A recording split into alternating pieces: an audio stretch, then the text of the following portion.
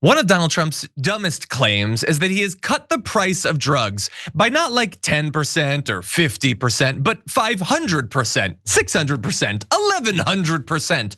Nonsensical numbers. They don't make any sense, but they might make insane dementia sense. And we're starting to understand what he means by that because he gave a little bit of an explanation, as you'll see here, where he's announcing his Trump RX program. My administration has negotiated the United States will pay the lowest price paid by any other country. So we're taking the lowest price paid for drugs. We will pay equal to whatever the lowest price anywhere in the world. That's the price that you're going to be paying. It's a tremendous reduction. Drug prices in other nations will go up by doing this. They had to agree. And the reason they agreed is I used tariffs. I said, if you don't put them up, then we're going to put tariffs on your nation, which would be more expensive to you. So in many cases, the drug costs will go up by double and even triple for them, but they're going way down for the United States, come all the way down by a difference of as much as 300, 400, 500, even 600%, even more than that in some cases. Okay, so the idea is that if the drugs were super cheap, to get them up to what they had been, they'd have to go up by 500, 600, 1100%. So he's saying I'm getting them down by that, but that is just not how percentages work at all. And it's really annoying to me as an a-hole that he continues to say that. There's a lot of other stuff that I don't like. First of all, he's saying you're gonna pay the least that any country pays.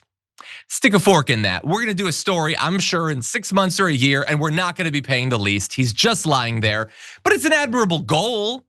And by the way, using our negotiating power to get the prices down would be a good thing. I personally think that Medicare and Medicaid and a single payer healthcare would be able to do that domestically, but note that they don't want it there. No, where they want it is internationally. And that's fine for us to pay the least. But you know what I don't like? Because I'm not like America first and America only, that he spent as much time gloating about how they're now gonna pay more than they used to than he did about how we're gonna pay less. They're gonna pay double, triple what they used to. Why is that a thing that would appeal to me?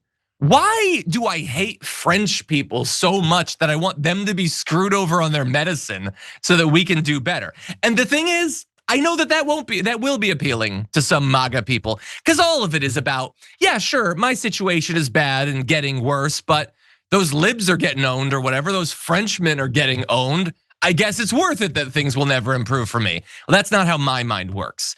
But we are gonna talk about the money. We're also gonna talk about the drugs that are supposedly now gonna be available for cheaper. Here in this video, he gets into some of the specifics. For example, you will see dramatic reductions in the cost of popular weight loss drugs known as GLP-1s. GLP-1s. Novo Nordisk will be slashing the price, as an example, of Ozempic from more than $1,000 to $199. And the price of Wegovy from more than $1,300 to $199. Nobody can even believe it. A 578% difference. There, at least, he's not saying decrease, because it is hypothetically a 579% difference, I suppose. But anyway, okay, so he's making some big claims about medications. And look, he led with the GLP-1s, because he reads his speeches before he delivers them, because that is a thing that a lot of people take. And if you look at this, if they actually get this sort of reduction, then if we could bring up graphic 1, then that would be really impressive. Now, I do want you to bear in mind that those numbers on the right are fictional. That is not what people actually pay for the drugs right now. It's like when Amazon has big like discount days, but the price that it says you would have paid, you literally never could have actually paid that much. That's what they're doing here. These Ozempic does not cost $1,000 for people. The people are getting it for $300, $400. Now this would still be a cut from that. And that would be good if this plays out. And if it does or if it doesn't, we'll continue to talk about this because this could make a big difference for a lot of people. And long term, this could have a big impact on overall health costs and everything. But I'm also not going to pretend like he's not being utterly dishonest in 1,000 different ways. Brett, what do you make of all this? Is there no middle ground between Democrats who never tell you what they actually did for you and Trump who tells you stuff he did for you that never happened? Is there no middle ground? Because that's all I think people want. People, I hope, would prefer someone getting the job done and being honest about it to someone who just makes them feel awesome because it's their guy who's being super mean to the other team. I get that makes you feel good if you want Trump to also like inflate everything and give you this like definitionally fictional sense of wonder and ecstasy. But that said, like, great. You know, Biden started doing stuff where he was negotiating drug prices on behalf of the federal government, something that happens the world over. And Trump's getting on that train. I'm fine with it. Do it. Go. Go with God and tell me the difference between what it used to cost and what it costs now. I would argue that there are downstream effects on the economy for these G1 LPs or whatever they are, the Wegovy's and the Ozempics and the Zeppies, which is like, there are some people that are saying that restaurants are going out of business because people just aren't as hungry, and it actually does affect how much is eaten in America at a giant scale that has like a non-zero effect on the restaurant industry. But yeah, like, do it, go. This is stuff I'm not mad at Trump for. Yeah, I do want to give Donald Trump credit for getting through at least one reference to these drugs without referring to them as the fat drugs and without him throwing under the bus some anonymous friend of his from New York City that needed them or something. That's an improvement.